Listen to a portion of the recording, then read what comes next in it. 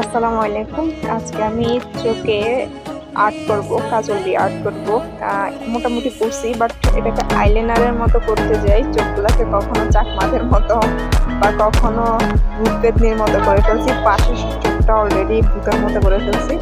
এখন এটা করার পালা।